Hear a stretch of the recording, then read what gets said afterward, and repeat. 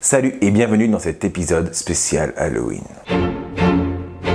La musique nous procure souvent diverses sensations dans le corps et l'esprit. Il y a des musiques qu'on aime et d'autres qu'on n'aime pas. Et on ne sait pas trop pourquoi ni comment l'expliquer. Pour le neurophysicien allemand Thomas Fritz, tout individu, quel qu'il soit au monde, ressent au moins 3 émotions de base dans la musique. La joie, la tristesse et la peur. Et c'est ce dernier point qui va nous intéresser aujourd'hui. Pourquoi et comment la musique peut nous mettre si mal à l'aise, nous gêner, nous faire peur? Les compositeurs utilisent de nombreux effets tout aussi perturbants les uns que les autres, à commencer de l'utilisation que l'on fait de certains instruments. En général, si une musique utilise des instruments de façon non conventionnelle, l'effet sera très perturbant pour nos oreilles. Prenons l'exemple des instruments à cordes qu'on est habitué à entendre sur des notes longues et surtout avec une harmonisation. C'est-à-dire que chaque instrument de cet orchestre va jouer des notes, pas forcément les mêmes, mais elles seront toutes en concordance. Ce seront les notes d'un seul et même accord.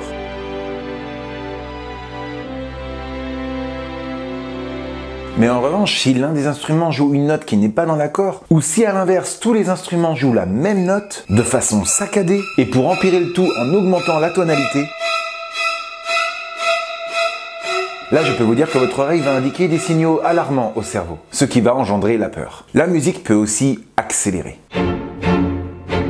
On vient de le voir, si les instruments à cordes servent souvent à transmettre le sentiment d'une menace, la musique peut amplifier ce phénomène par une accélération du tempo. Et aussi incroyable que ça puisse paraître, la musique a des effets inconscients sur notre corps. Et un tempo qui accélère dans une musique, ça accélère inconsciemment le battement de notre cœur. Cœur qui à son tour transmettra au cerveau un sentiment de danger ou d'une menace qui approche.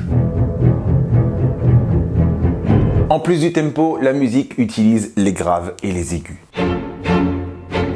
Si la musique veut nous faire peur en utilisant des notes graves, celles-ci seront longues et posées. Pas d'accentuation sur l'harmonisation, mais plus sur le timbre, ce qui créera une ambiance très « écoute par toi-même ». En revanche, si la musique veut utiliser des notes aiguës pour te faire peur, elle utilisera des notes courtes et répétées. Et inconsciemment, ça va prolonger l'angoisse d'une manière interminable, ça instaure le sentiment d'une voix sans issue. Mais la musique peut encore faire plus flipper quand elle est composée avec du silence. Alors oui, c'est très étrange de dire que le silence est un des éléments essentiels dans la composition d'une musique qui fait peur. Mais c'est tellement hyper anxiogène.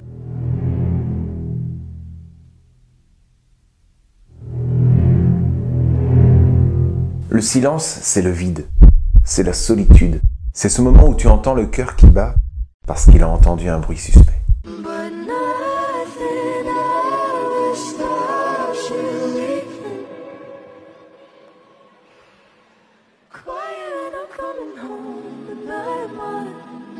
Le silence entre deux notes est incroyable et on est content quand la musique reprend. On se sent plus rassuré. Autre que le silence, la musique peut te faire peur avec des dissonances.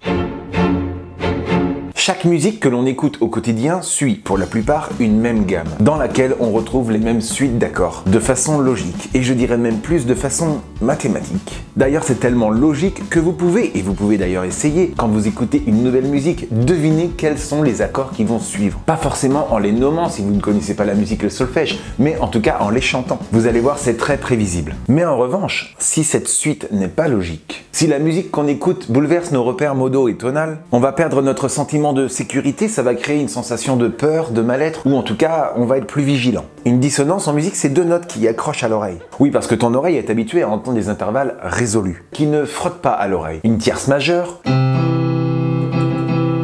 ou mineure, une quinte, voire même une quarte. Mais en revanche, une seconde mineure va être beaucoup plus perturbant. Mais l'intervalle musical qui fait le plus flipper, c'est le Diabolus in musica. En français, le diable dans la musique.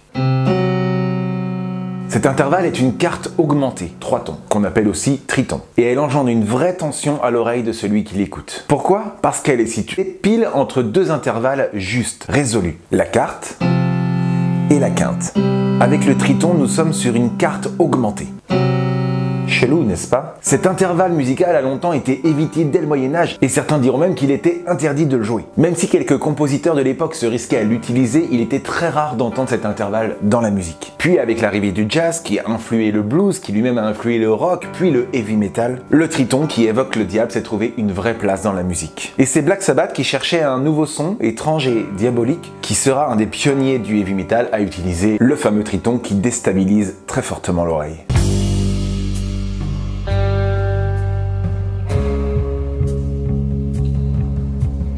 Mais le Diabolus in Musica n'est pas la seule référence historique qui aide la musique à faire peur. D'autres combinaisons de notes ont été par le passé associées à la peur et à la mort. Vous avez déjà obligatoirement entendu Dies Irae, en français, jour de colère. Ce chant grégorien qui évoque la colère de Dieu, le jugement dernier, un véritable chant associé à la mort depuis plus de 8 siècles. Dies Irae, dies illa,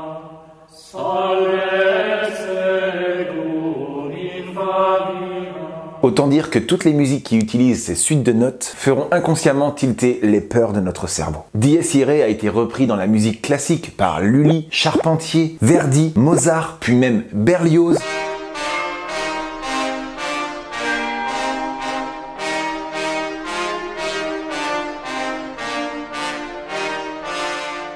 Mais pas seulement. Au cinéma aussi, Dies Irae est utilisé pour faire flipper les spectateurs. On le retrouve notamment dans les musiques de Star Wars,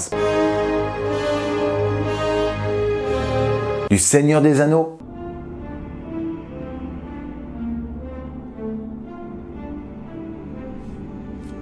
ou même du Roi Lion. Et bien sûr dans le mythique film d'horreur de Stanley Kubrick, The Shining.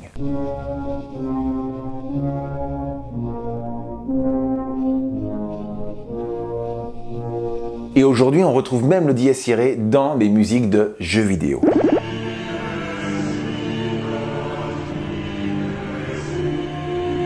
En tout cas, moi, toutes ces musiques me font froid dans le dos. Et vous, c'est quoi la musique qui vous fait le plus peur? J'attends toutes vos réponses en commentaire et je vous souhaite un très joyeux Halloween. C'est quoi qu'on veut? C'est ça qu'on veut! Moi